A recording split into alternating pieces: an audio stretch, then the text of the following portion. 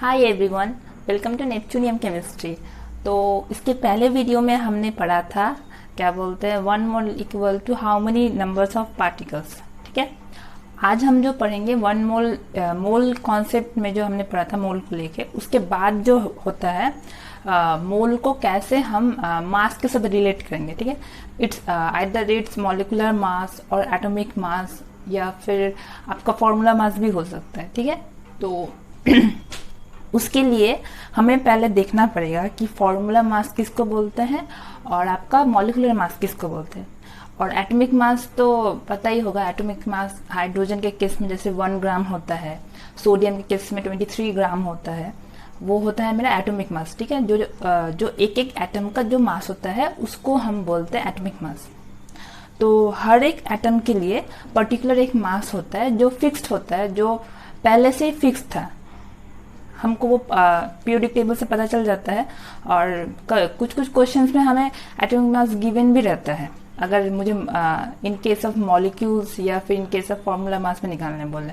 तो सबसे पहले हम देखेंगे मॉलिकुलर मास क्या है, फिर देखेंगे हम क्या बोलते हैं फॉर्मूला मास किसको बोलते हैं, फिर हम मॉलिकुलर मास फॉर्मूला मास कैसे हम कनेक्ट करते हैं मोल कॉन्सेप्ट के साथ, मोल के साथ कैसे कनेक्ट है वो देखेंगे। तो सबसे पहले हम लोग वो देखते हैं फॉर्मूला मास और मॉलिकुलर मास।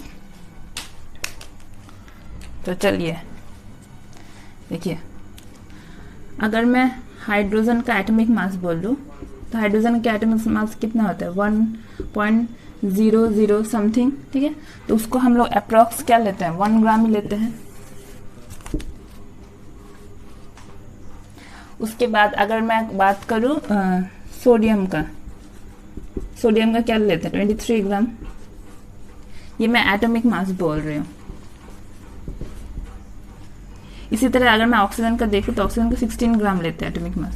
ठीक है, तो ये जो एटॉमिक मास जो होता है ये सारे मेरे एटम्स ही है, क्योंकि यहाँ पे सिंगल एक हाइड्रोजन है, सिंगल सोडियम है, सिंगल ऑक्सीजन है, ऐसे ही है। तो ये सारे ना फिक्स्ड होता है। अब क्या करना पड़ेगा, अगर मुझे एटॉमिक मास पता हो तो मैं किसी भी कंपाउंड या फिर मॉलिक्यूल इसका मैं मास निकाल पाऊंगी।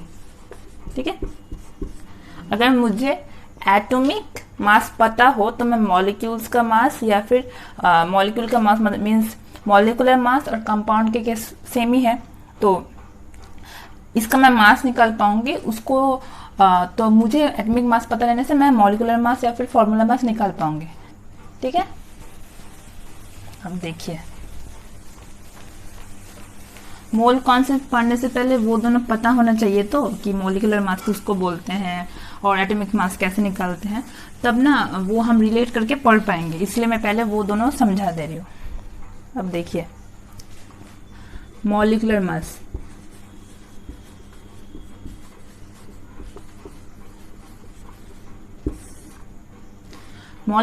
किसको बोल रहे हैं, अगर मैं कोई मॉलिक्यूल्स ले रही हूँ, जैसे फॉर एग्जांपल मैंने H2 लिया, या फिर मैंने वाटर लिया H2O, या फिर मैंने या फिर NaCl तो फॉर्मूला में अच्छा H2O लिया, या फिर H2O लिया, या फिर फॉर एग्जांपल N2 ले लिया, या फिर O2 ले लिया।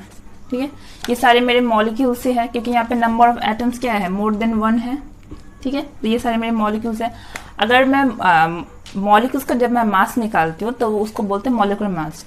अब मॉलिकुलर मास कैसे निकालते हैं, अगर मुझे एटम का मास पता हो तो मैं मॉलिक्यूल्स का मास निकाल पाऊंगी। ठीक है, फॉर एग्जांपल अगर मैं H2 का निकालूँ, H2 में मेरे को पता है एक हाइड्रोजन का मास कितना आता है 1 ग्राम, तो H2 का कितना होगा 2, यहाँ पे 2 है ना, 2 हाइड्रोजन है, तो 2 × 1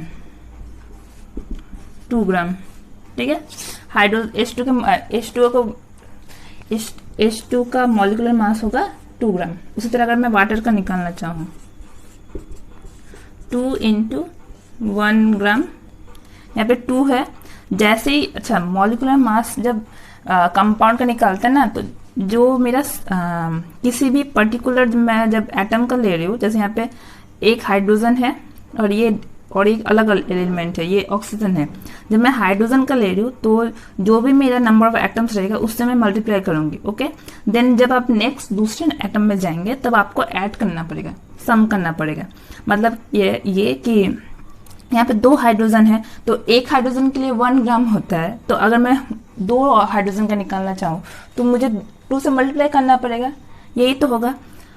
और प्लस मुझे और क्या करना पड़ेगा, ऑक्सीजन को लेना पड़ेगा। तो यहाँ पे मैं हाइड्रोजन से जब मैं ऑक्सीजन में जा रही हूँ तब मुझे यहाँ पे ऐड करना पड़ेगा, ऐड प्लस ऑक्सीजन का कितना होगा 16 ग्राम। तो क्या हो गया 2 + 16 ग्राम इक्वल टू 18 ग्राम। तो 18 ग्राम क्या हो गया मेरा, 18 ग्राम हो गया मेरा molecular mass of water. Okay, इसी तरह आप O2 का भी निकाल पाएंगे, N2 का भी निकाल पाएंगे। मुझे मॉलिक्यूलर मास निकालने के लिए ना सिर्फ मुझे क्या पता होना चाहिए, एटॉमिक मास पता होना चाहिए। तो मॉलिक्यूलर मास का डेफिनेशन लिखिए पहले। मॉलिक्यूलर मास इज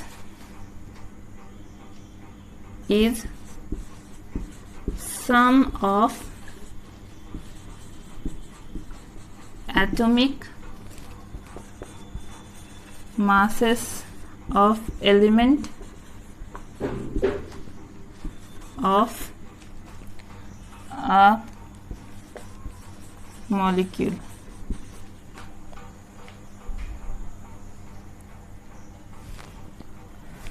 ठीक है, मॉलिक्यूलर मास इज अ मास, या फिर आप ये लिख सकते हैं molecular mass is sum of atomic masses of element of a element.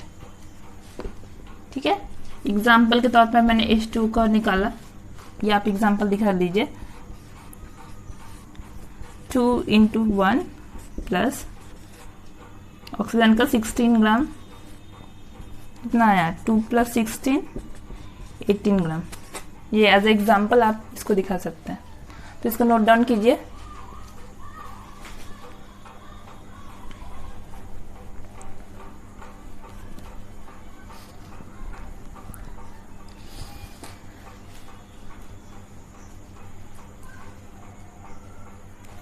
हुआ।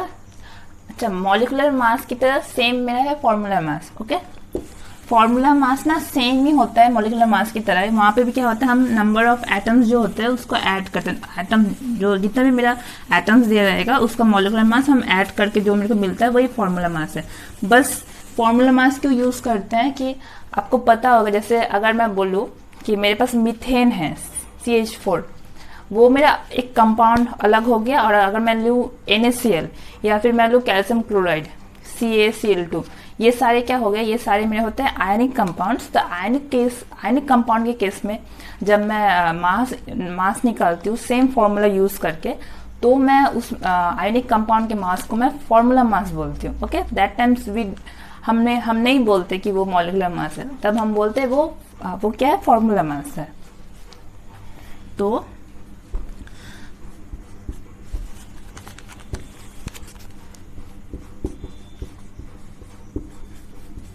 हेडिंग दीजिए फॉर्मूला मास।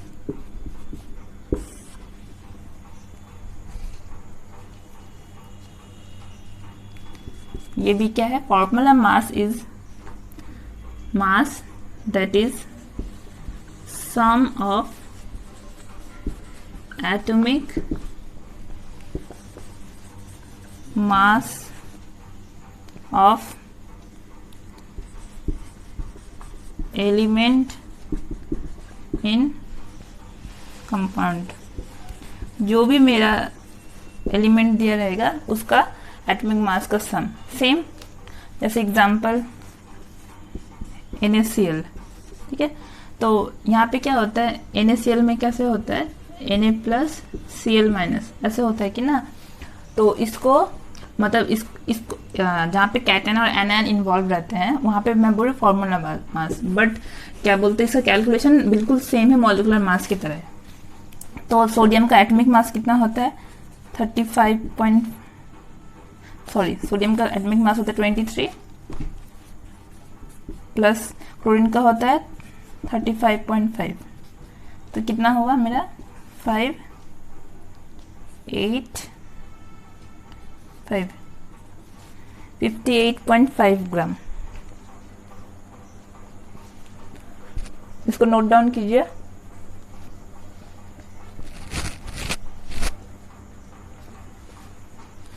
अगर मुझे एटॉमिक मास पता हो ना तो मैं फॉर्मूला मास और मॉलिक्यूलर मास आराम से निकाल पाऊंगी। ये समझ गए हम लोग।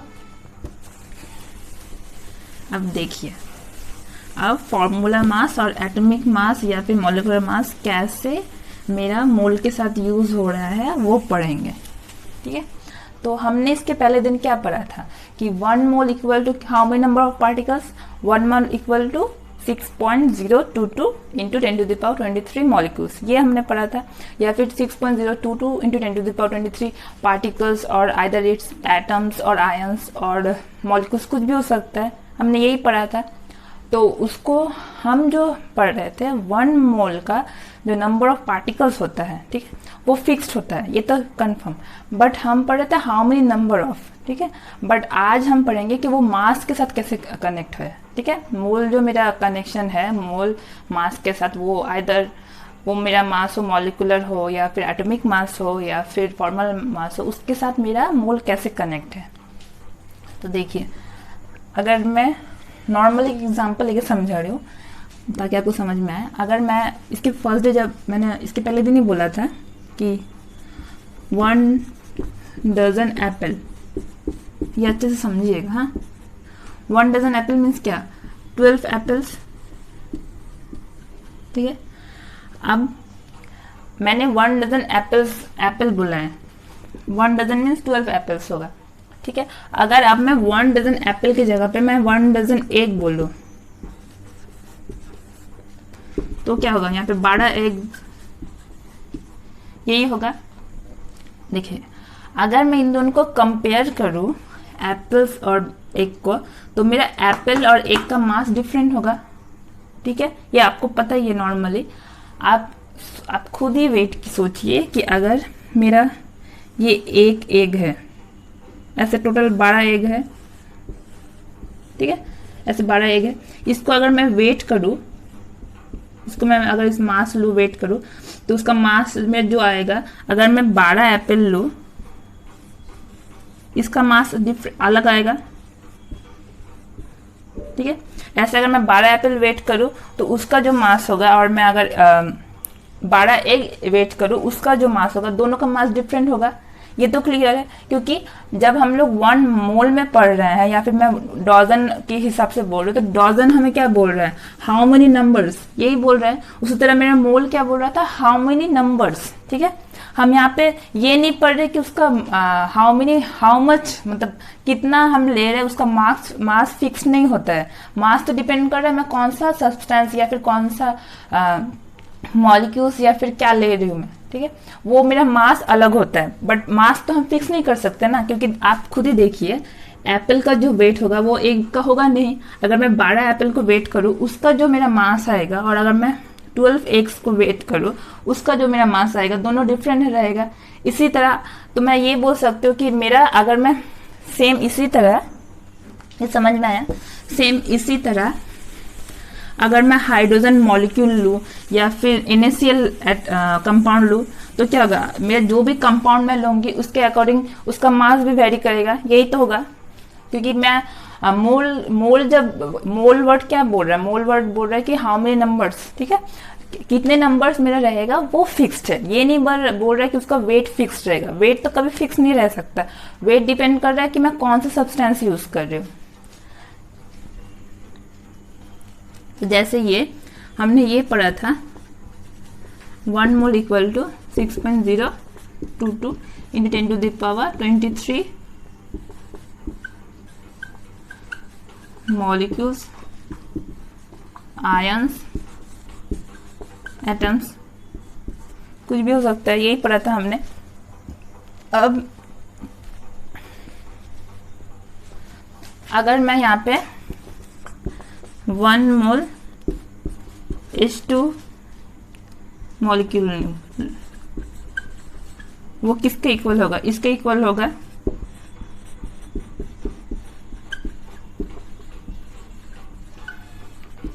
अगर मैं इसको वेट के रेस्पेक्ट में देखूं, मतलब मास के रेस्पेक्ट में देखूं, तो हाइड्रोजन का मास तो अलग होगा ना। हाइड्रोजन का मास क्या होगा, 2 × 1 मीन्स क्या होगा, इसका मॉलिकुलर मास के इक्वल होगा, ये ऐसे ही होगा। अगर मैं सिर्फ हाइड्रोजन को लेकर बात करूं, मैं ये हटा रही हूँ, अगर अब मैं बोलूं कि 1 मोल हाइड्रोजन एटम है, तो वो भी मेरा ये पर्टिकुलर जो वैल्यू है, ये एवोगैड्रो वैल्यू, ये इसका मॉलिक्यूल्स के फिक्स्ड होगा, ये इतना एटम का फिक्स्ड होगा 6.0 2 × 10⁻23 एटम, ये फिक्स रहेगा। अगर अब मैं इसका मास के रेस्पेक्ट में देखूँ, तो यहाँ पे हाइड्रोजन है, सिर्फ एक एटम है, तो मेरा क्या होगा, ये हाइड्रोजन एटॉमिक मास के इक्वल होगा। तो हाइड्रोजन का एटॉमिक मास कितना होता है, 1 ग्राम। तो एटम के केस में क्या हो रहा है, ये एटॉमिक मास के इक्वल हो रहा है। और जब मैं मॉलिक्यूल्स ले रही हूँ, तो क्या हो रहा है, यहाँ पे मॉलिक्यूल है, तो ये मॉलिकुलर मास के इक्वल हो रहा है। उसी तरह अगर मैं NaCl लूँ, तो NaCl का जो मेरा मॉलिकुलर मास में NaCl का जो मेरा फॉर्मूला मास होगा, उसके इक्वल होगा। ठीक है, क्लियर हो रहा है।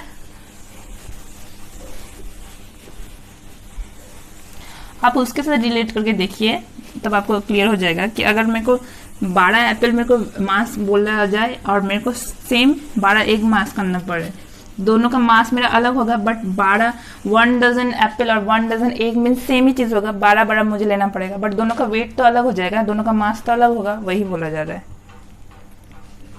तो मैं क्या बोल सकती हूँ, 1 मोल इक्वल टू क्या होगा, 6.022 × 10⁻23 पार्टिकल्स, या फिर 1 मोल इक्वल टू इसके इक्वल किसके इक्वल होगा, मॉलिकुलर मास, या फिर एटॉमिक मास, या फिर फॉर्मूला मास। ठीक है, जो भी हम एटम, मॉलिक्यूल्स या फिर जो भी यूज करेंगे यानी कंपाउंड, उसके अकॉर्डिंग होगा उसका मास। ये फॉर्मूला नोट डाउन कीजिए। ये हुआ।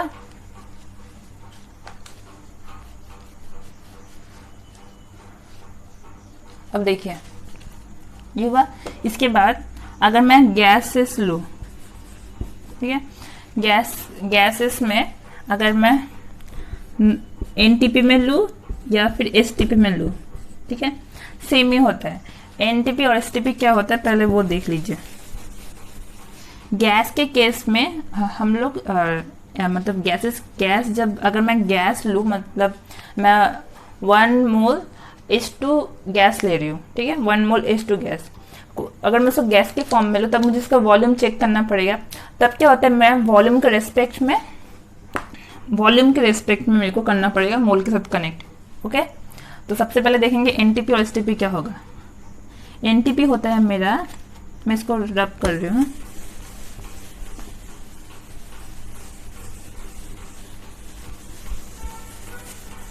एनटीपी जो होता है मेरा, एनटीपी होता है मेरा normal temperature pressure, normal temperature pressure.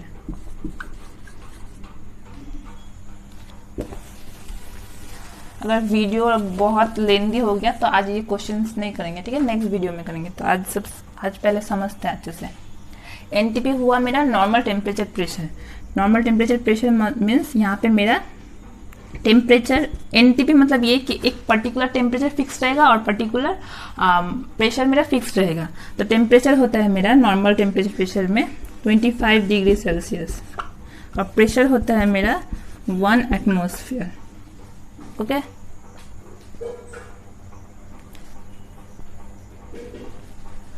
इसको नॉर्मल क्यों बोल रहे हैं, क्योंकि अगर मैं लूँ तो नॉर्मली मेरा जो हमारा रूम टेम्परेचर होता है वो ज़्यादातर 25 डिग्री रहता है। या तो अगर मैं अगर मतलब वेदर मेरा बहुत ठंडा रहे, मतलब ठंडे के सीज़न में अगर देखा जाए तो मेरा 19-20 ऐसे रहता है। या अगर मैं पूरा गर्मी में देखा जाए, मतलब समर सीजन में, तब क्या होता है 30, 32, 35 ऐसे रहता है, और कुछ कुछ जगह में 40 भी चला जाता है। बट नॉर्मल टेम्परेचर मतलब जब नॉर्मल जो होता है मेरा वो 25 डिग्री ले रहे हैं। ओके, तो नॉर्मल ये अगर मुझे एनटीपी में काम करना पड़े कोई भी चीज़ को लेके, तो मुझे टेम्परेचर और प्रेशर जो है मेरा वो ऑलवेज फिक्स रखना पड़ेगा।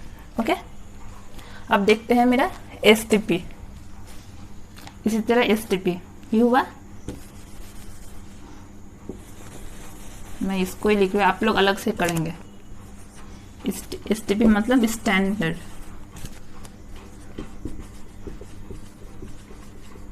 Standard temperature pressure. यहाँ पे टेम्परेचर क्या होता है 0 डिग्री सेल्सियस और प्रेशर 1 एटमॉस्फेयर। ओके,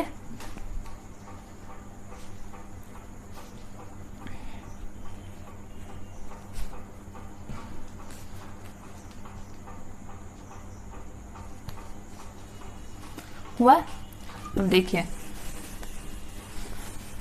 अब मैं कोई गैस लेने से तब मेरा मोल के साथ कैसे फिक्स्ड होता है, मतलब मोल के साथ कैसे कनेक्ट करेंगे।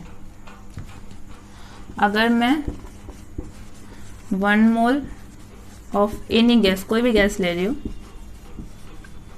एट एसटीपी और एनटीपी, एसटीपी और एनटीपी में ज़्यादा फर्क नहीं होता है, मतलब मोल के केस में ज़्यादा फर्क नहीं होता है, बट दूसरे केस में जहाँ पे फर्क पड़ेगा, ठीक है। But in case of mole ज़्यादा फर्क नहीं पड़ता, इसलिए हम दोनों केस में, अभी आप लोगों के लिए दोनों केस में सेम ही फॉर्मूला यूज़ करना पड़ेगा। वो मेरा 1 mole of any gas at STP और एनटीपी मेरा होता है 22.4 लीटर के इक्वल। ओके, और ये 1 मोल मेरा किसके इक्वल होता है, ये हमको पता है, ये 6.022 × 10⁻23 मॉलिक्यूल्स।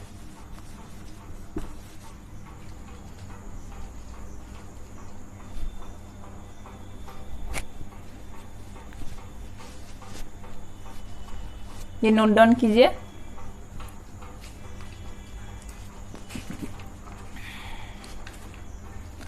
तो हमने क्या क्या पढ़ा, हमने पढ़ा मोल किस तरह कनेक्ट होगा मेरा कोई भी गैस के वॉल्यूम के साथ, और उसके पहले हमने पढ़ा कि मोल कैसे एटॉमिक मास या फिर मॉलिक्यूलर मास या फिर मेरा एटॉमिक मास, मॉलिक्यूलर मास या फिर फॉर्मल मास के साथ मेरा कनेक्ट होता है, वो हमने पढ़ा। ठीक है, अब इसके ऊपर हम ये तीनों क्वेश्चंस देख लेते हैं। कितना काफी है आप लोगों के लिए मोल कॉन्सेप्ट। चलिए क्वेश्चंस देखते हैं।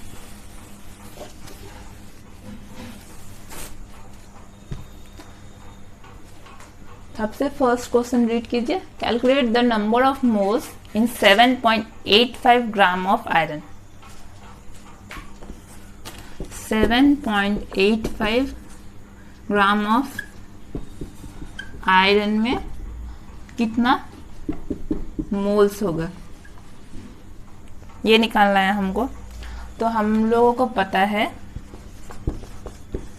1 मोल ऑफ आयरन, सिर्फ आयरन है यहाँ पे, तो ये किसके इक्वल होगा, मेरा एटॉमिक मास के इक्वल। आयरन का जो मेरा एटॉमिक मास होगा इसके इक्वल होगा। तो 1 mole of iron equal to atomic mass. तो एटॉमिक मास कितना होता है 1 मोल का, और ये किसका इक्वल होगा, एटॉमिक मास का इक्वल होगा 1 mole of iron equal to atomic mass, और किसका इक्वल होगा 6.022 × 10⁻23 एटम के इक्वल, यही होगा।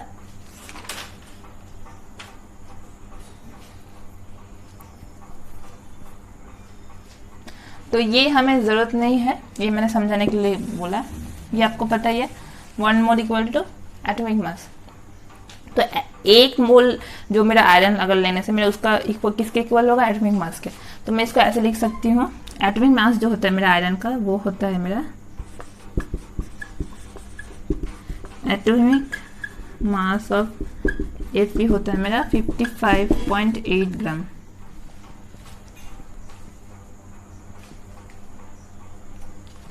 तो क्या होगा ये मेरा 55.8 ग्राम ऑफ आयरन, मतलब 1 मोल ऑफ आयरन ऐसे होगा, या फिर इसको मैं रिवर्स में भी लिख सकती हूँ।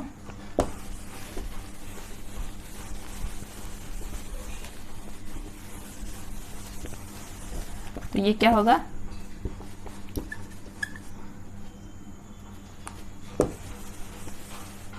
$55 ग्राम जब मैं आयरन ले रही हूँ तो वो हो रहा है मेरा 1 मोल ऑफ आयरन के इक्वल, ठीक है। और अगर मैं 1 ग्राम लूँ तो ये क्या होगा, डिवाइड हो जाएगा 1/55.8 ऐसे होगा। उसके बाद क्या होगा, 7.8 में अगर निकालना चाहूँ मैं 7.85 ग्राम में ऑफ आयरन, क्या होगा 1 × 55.8 इंटू 1/55.8 इंटू 7.85 ग्राम। ओके, उसके बाद जो आपका आंसर आएगा 0.141 मोल के इक्वल। ये ग्राम ग्राम कैंसिल आउट होगा और यहाँ पे तो मोल था, ये आएगा आंसर। समझ में आया? यही तो था ना कि यहाँ पे सिर्फ आयरन यूज हुआ है, तो आयरन मतलब क्या, मुझे एटॉमिक मास का इक्वल लेना पड़ेगा। ओके, अब नेक्स्ट क्वेश्चन करते हैं। नेक्स्ट क्वेश्चन रीड कीजिए, क्या है। नेक्स्ट क्वेश्चन है calculate number of molecules is present in 5 litre of N2 gas at STP। अब मुझे बोला गया है नाइट्रोजन गैस दिया हुआ है STP में, और 5 लीटर में कितना मॉलिक्यूल्स होगा वो निकालना पड़ेगा, यही है। तो हमने अभी पढ़ा 22.4 लीटर ऑफ एनी गैस में मैं ले रही हूँ, N2 दिया है एट STP इक्वल टू 1 मोल, और इक्वल टू क्या होगा 6.022 इंटू 10⁻23 मॉलिक्यूल्स के इक्वल, यही तो होगा।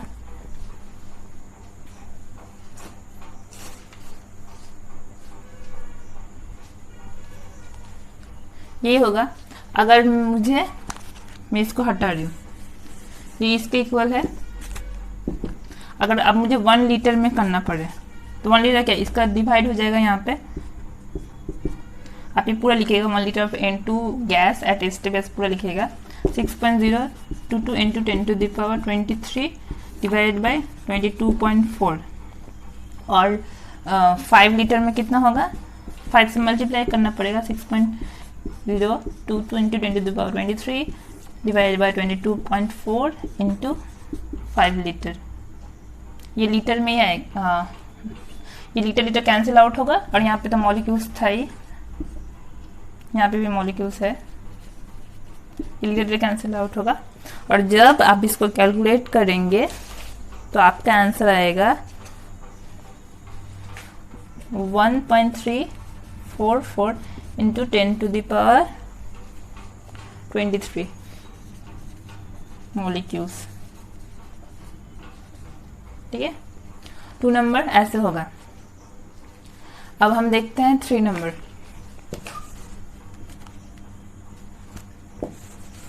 अच्छा, इस नोट डाउन किया।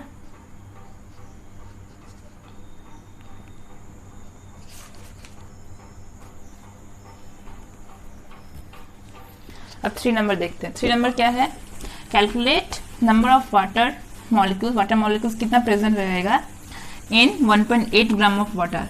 अगर मैं 1.8 ग्राम ऑफ वाटर लूँ, ठीक है, 1.8 ग्राम वाटर लूँ, तो उसमें how many numbers of water molecules present रहेंगे। तो हमने ये पढ़ा था ना, 1 मोल इक्वल टू